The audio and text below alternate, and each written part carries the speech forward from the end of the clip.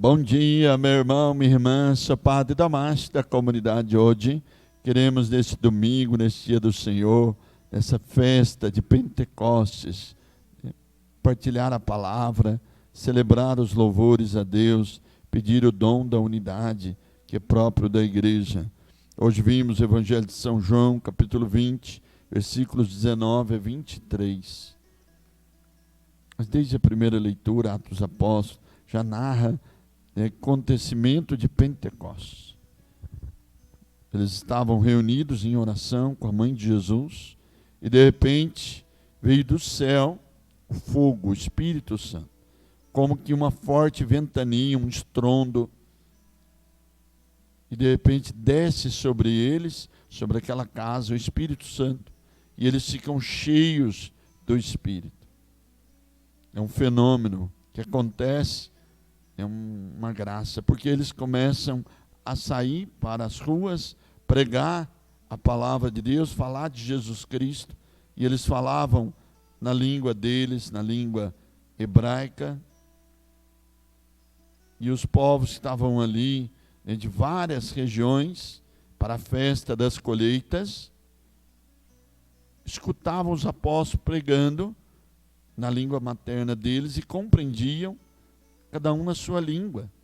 É o fenômeno de Pentecostes. Os apóstolos falavam numa língua, na língua mãe deles, e as pessoas, os povos que estavam ali, variados, cada um numa língua, cada um compreendia o que os apóstolos estavam falando.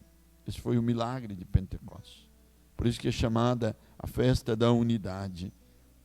Unidade numa diversidade de línguas e de povos. Assim nasceu a igreja, e assim Jesus Cristo a constituiu. E Jesus ressuscitado, nós vimos no Evangelho de São João, ele sopra sobre os apóstolos e dá o Espírito Santo, dando autoridade para perdoar os pecados. Irmãos, o que causa divisão na igreja é o pecado.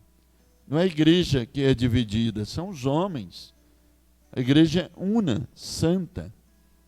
Os homens são pecadores. Por isso, Jesus instituiu o sacramento da confissão, porque sabendo do coração dúbio, dividido, das ideias controversas e, sobretudo, da mentira do diabo introduzida dentro da igreja, muitas vezes, com as falsas doutrinas, as heresias que nós chamamos,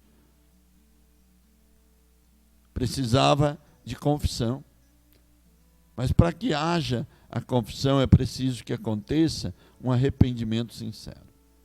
Preciso que cada um reconheça a sua culpa, peça perdão a Deus para haver uma comunhão. Isso vale em família, em casais, isso vale entre nações que brigam, e vale dentro do ambiente da igreja, as pessoas que se dividem. E como é fácil promover a divisão. Porque o pecado está dentro do coração humano. Um pensa do jeito, outro pensa do outro. E acabam divergindo, às vezes brigando, não sabem respeitar. Irmãos, Deus fez a diferença. O diabo fez a divisão.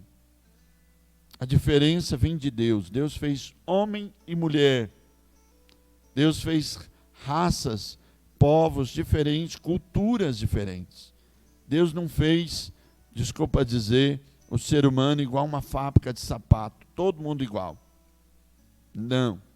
Deus fez pessoas distintas, capacidades distintas, personalidades distintas e até dons distintos uns dos outros, tanto de forma profissional. A gente poderia agrupar os médicos, os construtores, a parte eletrônica, aviação, mecânica, diversas, inúmeras profissões.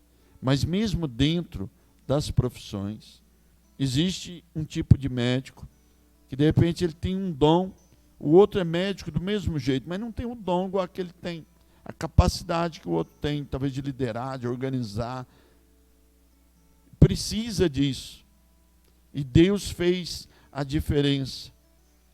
mas o diabo faz a divisão. Coloca no coração humano inveja. A outra é mais que você não pode aceitar isso. Ao invés de se unir, se alegrar pela distinção, a pessoa começa a disputar, querer derrubar o outro. Isso dentro e fora da igreja. O pecado, né, divide. Deus nos une.